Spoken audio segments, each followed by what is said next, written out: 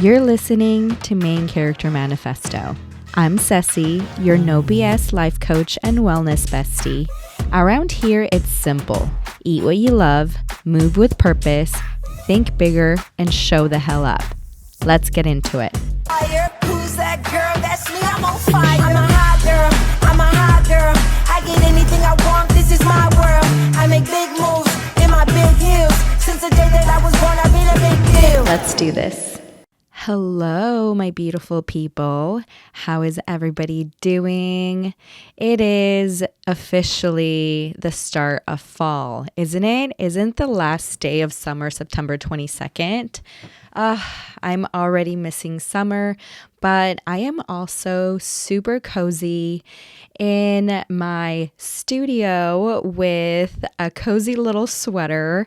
And today turned out to be a no video day, but I'm actually loving the vibe because I have all the lights dimmed. I turned on my candles. I turned on my ambient lighting, and with the draping behind me, I mean, it just feels so cozy and fall, and it's a little chilly outside, so I have a sweater on.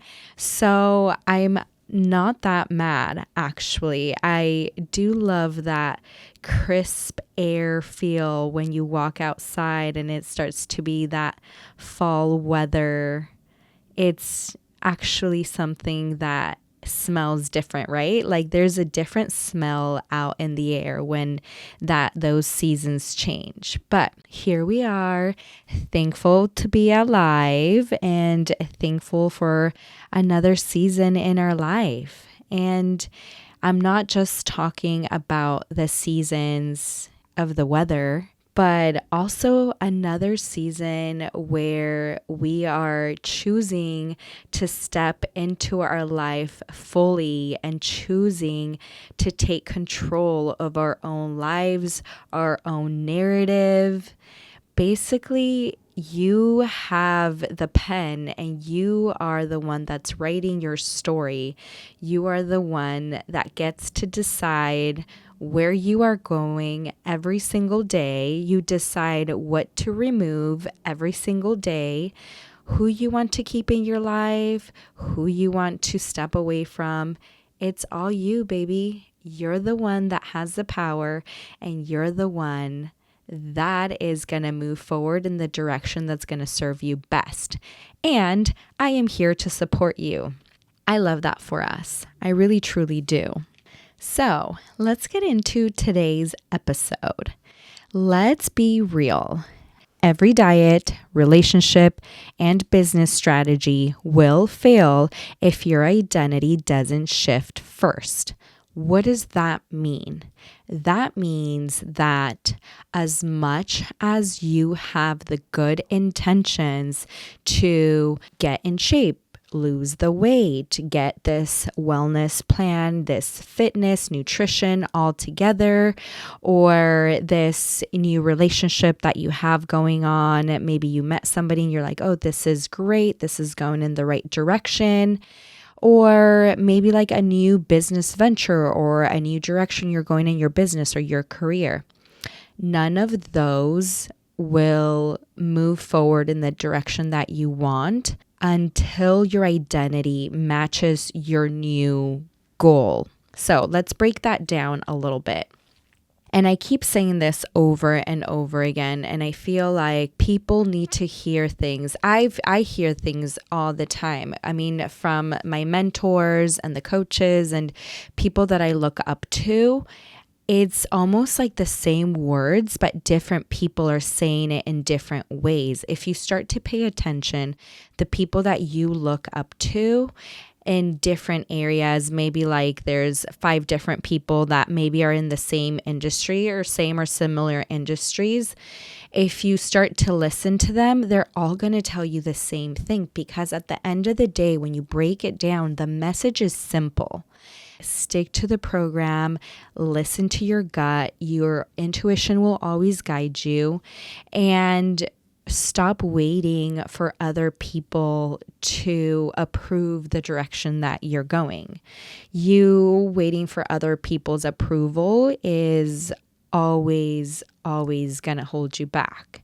So tying it back to your identity, I know that I say this all the time, but your identity has to match your goal. Let's get into how your weight loss goals might be fitting into this idea. I've done the same example when it comes to someone winning the lottery, how people haven't aligned their identity to their new financial status. And because they still have this poor mentality where they're not respecting their money and they're not really knowing how to invest and how to save and how to budget the money that they had before, which is why they were poor, then when they come into money, they don't know how to budget and invest and keep the new money that they have now, because their identity is still the same as that person who was poor. Let's plug that into basically identity. You can plug it into any scenario. We can plug it into finances. We can plug it into relationships. We can plug it into weight loss. We can plug it into business. Anytime that you want to transform a certain area of your life, your identity is the foundation. And it's so crazy to me being a life coach and being a content creator and being a person who shows up every day in my online business. I show up weekly on my podcast. I talk about this all the time. People always want an easy fix. They see a transformation and they're like, oh my God, that's amazing. You have done this. You have lost this % of body fat. You have launched your podcast. How do you do it?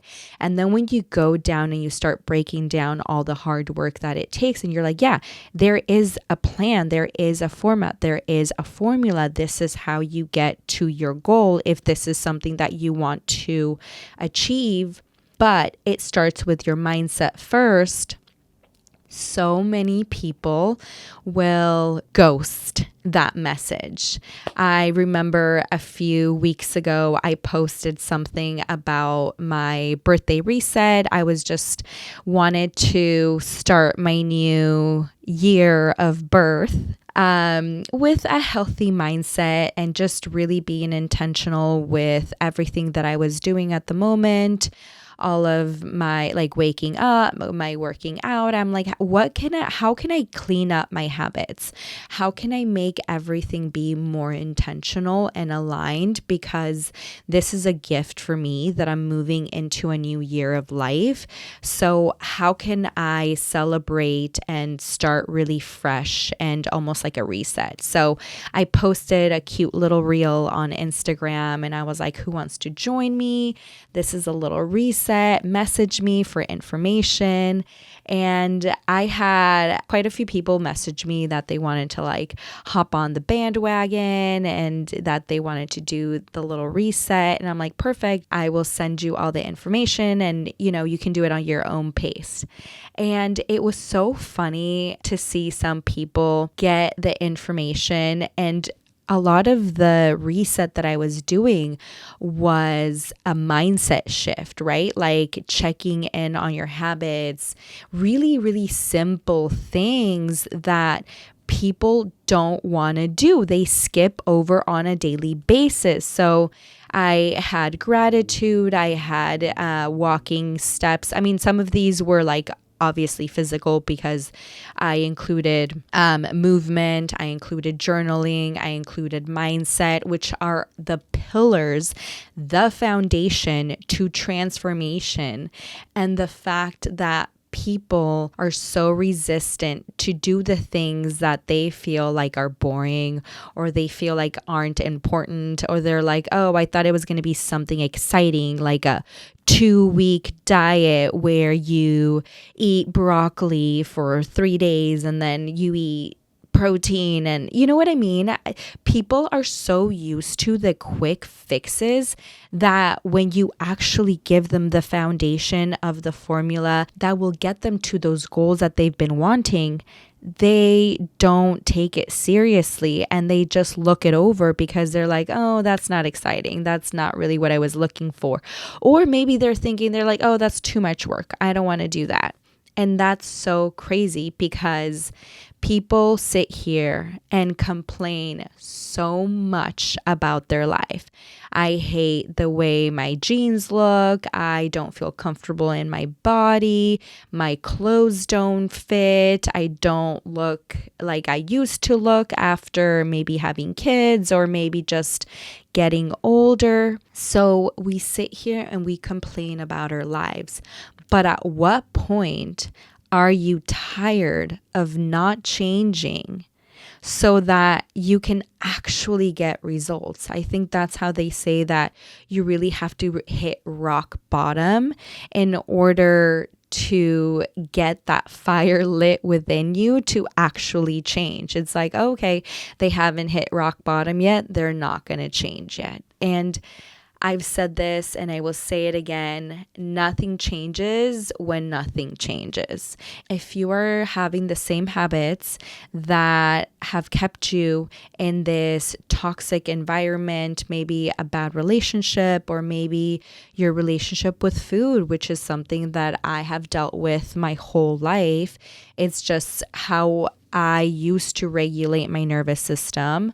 For those of you that don't know what nervous system is basically your emotions, right? How you deal and cope with all of the emotions that you're feeling, whether it's anger and sadness, anxiety, happiness, all of these emotions that we're having, we cope with them in a different way. Everybody copes with them a different way. Some people might get angry. Some people might shut down. Some people might get very depressed. Some people turn to addiction. They turn to alcohol or drugs. Other people turn to food, and I was one of them. I would numb myself with food whenever I would start to feel out of control, or like I needed to feel cozy and comfortable, or maybe just avoid whatever my thoughts were going through at that very moment. And I knew that I was an emotional eater because I feel like a lot of people talk about being emotional eaters, but then we don't actually connect it. I had never really connected it until I became a life coach and I started to realize, like, wow, this is tied to everything in my life. This is holding me back in every area of my life because I am not showing up fully. I am procrastinating on my goals and my dreams and everything that I want to do because I am paralyzed by fear. When I am paralyzed by fear, I soothe that with food. So yeah, it was this toxic cycle that I didn't know how to get out of. I didn't understand. I didn't have the awareness to realize what I was doing. I knew that I was emotionally eating, but I didn't have the knowledge, the awareness, the experience until I became a life coach to know and understand that I needed to change my self-identity. I needed to change the way that I saw myself, the way that I talked to myself, all of the beliefs that I had about who I was and how I was showing up in my own life, and how everything was interrelated. So if you look at your life and you think about all of the areas in your life that you want to elevate or you want to change, maybe you want to go in a different direction, think about how you're showing up there and think about what thoughts you have about why you can't get there. That is so important. That is a blueprint to understand what your limiting beliefs are. Limiting beliefs are beliefs that you have that you think are true, but they're not necessarily true. Okay, let's think of a good example. You may be maybe in your late 30s or 40s, and you may be thinking, oh, I want to go travel the world, but I have no one to go with. I should have gone when all of my friends were young and we could all go together. Well, no, that's a limiting belief. The fact that you think you're too old to act on a desire that your intuition is telling you to act upon, that is a limiting belief. You are never too old. There's literally people traveling like at all ages, right? From like super young in their 20s all the way up to their 80s and 90s. Maybe not 90s. I mean, I don't know what level of, adventurous travel they're doing. But listen, there's definitely 60s and 70-year-olds, and even I think maybe some 80-year-olds that still travel. And so you can too, whatever that goal is, the way that you think about yourself and the way that you're holding yourself back has everything to do with your self-talk and how you are prepping yourself to achieve that goal. So basically, a lot of people just think, I just need motivation to stay consistent. How do I get motivated? I feel like that is a huge question that people get asked when they're very successful. What motivated you to keep going? What motivated you to lose weight? What motivated you to climb to the top of that company that you work for? What motivated you to build a multi-million-dollar company? All of these super successful people get asked this all the time. And the truth is that they don't rely on motivation. They rely on the habits that they are creating every single day. They have non-negotiable habits. They have things that they have set the foundation for that they don't budge on, because they believe that the person that is on the other side, the person that's going to succeed, is the one that has boundaries and the one that says, no, this is who I am. This is what I believe, and this is what that person is going to achieve. So a person who is going to lose weight and keep it off is going to think about creating a lifestyle that is easy and sustainable, something that they can really visualize doing long term. So if I am that person, I'm not going to be like, all right, cool, I can work out 2 to 3 hours during the day, and then maybe another hour at night, and then maybe I can restrict as many calories, and then I'll avoid all of the social events that I have on my calendar. I'll tell my friends I can't go out. I'll be super strict. And listen, some people do that if they're prepping for a fitness competition, right? But that is not a lifestyle. That is a short time in their life that they are prepping for this competition. And it's almost like a business transaction, right? They know that they're going to slip into this fitness competition prep, and then they're going to slip out of it. So a lot of people that do these type of competitions, they kind of crash diet and they roll in and roll out. And that's when you hear about these fitness competitors having horrible relationship with food afterwards because of the intense restriction. And then once they are done with the competition, then they just bounce back and they eat everything in sight. So that is something that you don't want to do when it comes to your own health and wellness, or even when you're trying to make an impact and a change in your life that you want it to be sustainable and long term. Because think about it, high achievers like us can't outwork misaligned identity. Eventually, it catches up. Let's talk about some of the problems with motivation. Motivation is emotional. It comes and it goes. High achievers feel frustrated when they can't willpower their way through it. And this is exactly when high achievers, and anybody really, it's not just high achievers, but I feel like Some people, maybe type A personalities, tend to be really, really hard on themselves when they've gone all in and given it their all, and then they don't see the results that they expected right away, or maybe they can't sustain that crazy level of engagement. And that's because you have to actually change all of the habits, and you have to get ready with your identity to shift before it actually comes to you. Another thing is that changing your identity and really making that foundation of becoming that person that you want to be. So basically, I'm going to give you an example because I feel like a lot of people are like, you keep talking about shifting your identity. What does that mean? Give us examples. Because I feel like this is the point where people maybe zone out and might not be able to connect the dots. So to me, the best example is when we're talking about fitness, because it just really hits home. Also business as well, because I feel like I'm in the thick of it. I'm in the thick of it in the area of how I want to show up for myself, for my business, and in the version that I'm trying to create for my future, because there's absolutely no way that I am going to be exactly where I am right now next year. I'm going to be leveled up times 1,000.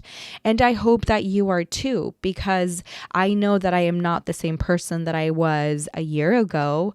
I have completely transformed my mindset and my capabilities and my expansion, like my ability to allow so much more into my life has expanded exponentially.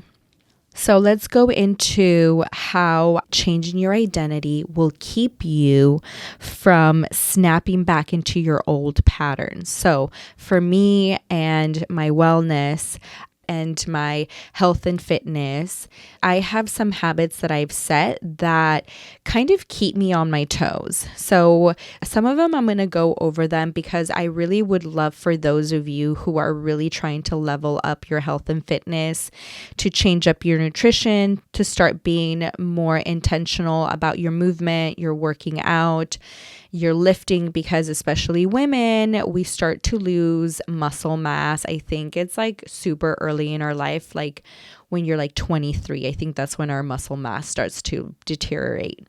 But if you are really trying to build some healthy habits for your health and fitness, I'm going to share you the ones that I do and that help me to kind of snap back in, especially after I've had like a really hectic week where my week doesn't look the same. Maybe I had a lot of events on the weekend.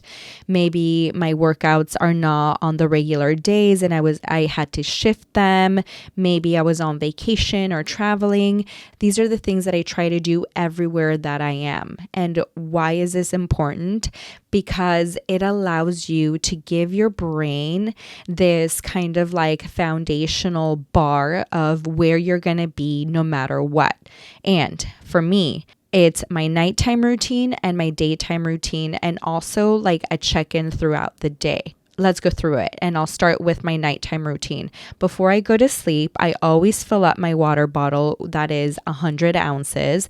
I fill that up. I have my protein shake ready. I have my supplements, my creatine, my maltodextrin, everything that I take to the gym with me. I have that set and ready to go. Then in the morning, that is something that is great. I wake up, I get ready for the gym. For me, working out first thing in the morning is the best, because I get so much more energy throughout the day. I get super creative. I actually will go and lift at the gym or do Pilates, and then I will walk on the treadmill. Lately, I've started to incorporate the step mill, and I can't really do that much work when I'm on the step mill because I'm doing HIIT training, which is high intensity interval training for about 15 to 20 minutes. And that is because I'm wanting to lose some body fat, so that helps with that. But my point is that I do get on the treadmill. Another one of my goals is getting 10 to 13,000 steps a day. And that is super helpful because that just keeps my body moving. It keeps me going, and it's just a non-negotiable for me. I try to get at least 10 to 13,000 steps a day. Of course, I am not perfect, and there is going to be days where either I'm traveling and like I literally have to be sitting on the plane, or let's say I had an event or somebody's birthday or something, right? So it's like those days are very few and far between. The majority, 90% of my life, I'm hitting my steps no matter what. I have a treadmill at home. I will literally walk around my house in circles. If I'm like, oh shoot, I need like 100 steps left or 200 or even 1,000, I will walk around my house in circles until I get there. And these are the type of things that you need to do, the small little non-negotiable things that you can implement in your life so that you can stay accountable in the long term. Another thing that I do is my water bottle has timestamps on it, so I can actually check in throughout the day and be like, oh, how far behind am I? Am I not drinking enough water? And that is super helpful. When I travel, I don't bring that huge water bottle, so I have to be more mindful that I'm logging in how many of my liter bottles I'm drinking. So that is just something else that I have to do extra when I'm on vacation or when I'm traveling. But I always bring a water bottle with me when I'm on vacation. I bring my protein. I bring everything that I need to work out, everything that I need to be active, and everything that I need to get enough protein in between meals, because I know when I am traveling, I don't eat as much protein. It's just not as accessible unless I'm staying like at an all-inclusive resort, or I'm staying with family, or at an Airbnb where I'm able to like purchase groceries and have that. But that's actually more unrealistic for me right now at the place that I am in my life. So I always pack protein shakes, and if not, I will go to Target and I will get some protein shakes or some powder. You have to think of the things that are going to set you up for success and make those be non-negotiables. Right? So these are the things that help me. For me, it's like, okay, my 4 days a week that I'm going to lift weights, those are non-negotiable. I'm going to figure out of 7 days, there's no reason why I can't get 4 lifting sessions in, right? Out of those days, there's no reason why I can't get 10,000 steps in, unless you're traveling. Like I said, those don't count right now. And then I sprinkle in extra things. So it's like, okay, cool. I can get 1 to 3 sessions of Pilates a week. Those are extra. So I have also minimized the things that I need to do during the week. I used to be so extra and be like, I need to work out these many 7 days a week. I do lifting, and then I do Pilates, and then I do this. And I was making myself so exhausted that I couldn't keep up with my own demands, and that was holding me back. So actually, my personal trainer told me to step back from that, focus on your training, focus your energy on that, get your 10,000 steps, rest. Rest is so important. That's actually one of the things I want to work on, getting more sleep. But that is something that I want to work on for sure, but rest is super important. So the way that I've actually dialed back how much I'm working out has helped me so much in getting progress. I think right now I am at the phase where I've been on maintenance mode, and I am about to start to get ready to go back into a fat loss phase.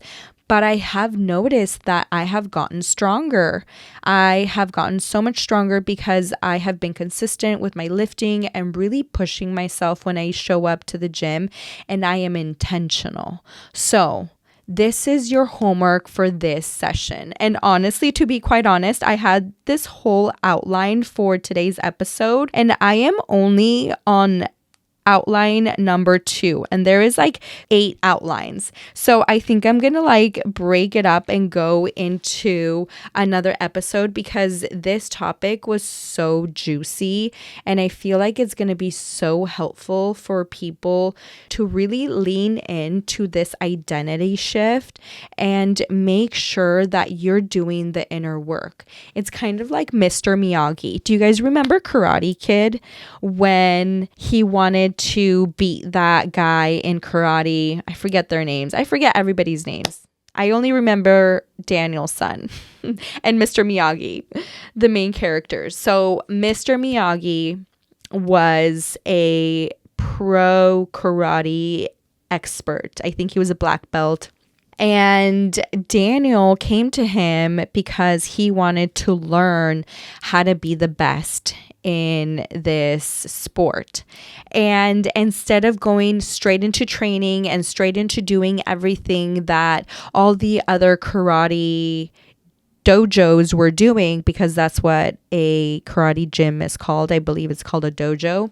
So instead of doing the traditional workouts that everybody else was doing, he made him do things that Daniel was like, why are you making me do this? I just want to get into like the physical, the workouts, what movements, what are the techniques? Like, let's get into the thick of it. And Mr. Miyagi said, no. You need to learn the foundation, because with the foundation you have nothing. You have to build that mindset. You have to build that faith. You have to build that trust. You have to keep showing up. You have to build the habits.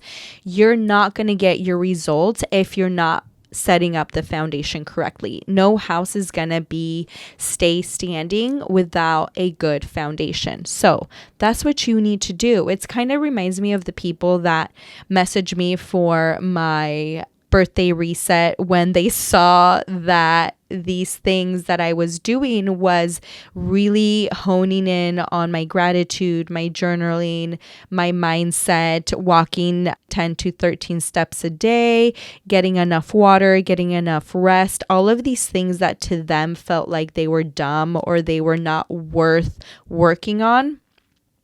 These are the things that they're not doing every single day, but those are the foundations that is going to help them build that lifestyle that will give them the health and fitness results that I have gotten. Because without these things, you're not going anywhere. And it's the same thing for your business. It's the same thing if you want to elevate your career and change careers. Well, what does the person that is a senior partner do? How are they showing up? Who are they networking with? What situations are they putting themselves in? You have to put yourself in rooms that are going to give you opportunities. Now, I seriously think about what rooms I want to be in. And a lot of the times I get so scared when I get a vision or when I say, ooh, I want that type of opportunity, because lately my manifestations have been on fire. And sometimes I get down on myself because, listen, I am human at the end of the day. And as much as I'm here showing up and being positive and helping you guys get through whatever you need to get through, I'm human, and I also need like a little reminder here and there. So seeing all of the manifestations come through is really inspiring and empowering, and it really makes me remember that I need to step back and acknowledge all of the little wins that I am able to do. I think as a spiritual person and somebody who wants to be a leader in the mindset and spiritual wellness arena, I look at other spiritual people and mindset people that have been doing this for much, much longer than me. And when I hear them talk about it in their books and, you know, their #1 podcast and all of those things, I'm like, oh my God, why are they able to get things so much more clear than me? But now looking back, actually thinking about when I say something and I say it with intention happen and I believe it deep down within me that I know that it can happen. If I say, ooh, I really would love to be invited to an event like that, I know that I could do that. I know that I could show up like those people are showing up. And lately, I have been getting invited to events like that. It might be in a different city, right? It's not the same city that I was looking at, but it is in my city. It is at a different level, but it is still exposing me to the rooms, to the people that are going to get me to where I want to be. And sometimes, let me just tell you, the universe will give you what you need, not what you want, because sometimes what you want is not the best thing for you. So just trust the process. And now what I keep telling myself is, whenever an opportunity comes my way, I am going to follow it, because I spoke it out into the universe and I said, I would like to have this. So then when it shows up, a lot of the times we're like, oh no, that's scary. I don't want it. I don't think that's meant for me. And then we run away from it. So then the universe is like, oh, okay, you weren't ready for that. I'm not going to give you more. That's identity shifting. So thinking and realizing and telling yourself, all right, I would really love to have this type of an opportunity. And when it comes, I am going to take action, even if it scares me. All right. So for your guys' homework today, I want you to think about an area of your life. What is an identity shift that you want to start to get going and that you want to work on? So, and the way that you break this down is think of a goal. Think of a goal that you want to achieve. If it's maybe I want to lose weight, or if you want to get a promotion, or if you want to attract a love interest into your life, if you want to attract more friendships, whatever that is, right? So what is that person? What is you? The future you, what does that person have to do to be able to show up fully for when that manifestation happens? So for someone losing weight, you're going to have to get used to doing all of the small things and saying like, okay, I'm going to simplify my workouts. Maybe I'm going to start with one small thing. Maybe if you're not used to working out, you're going to start with just walking, and then you're going to incorporate another, and then you're going to incorporate another. And then it's about setting the non-negotiables and being like, okay, no matter what, this is what I'm going to do. Even if it gets tiring, this is what I'm going to do. Even if it gets hard, this is what I'm going to do. That is the identity shift, because that is what the person that loses weight and keeps it does no matter what. Somebody who wants to get ahead in their career, what are they going to do? They're going to update their resume. They are going to put themselves in rooms where they may be uncomfortable and where they may feel like they are the ones that have the least experience. But you know what? They're going to keep putting themselves in those rooms because they're going to make the connections that are going to take them to the road that they want to be, right?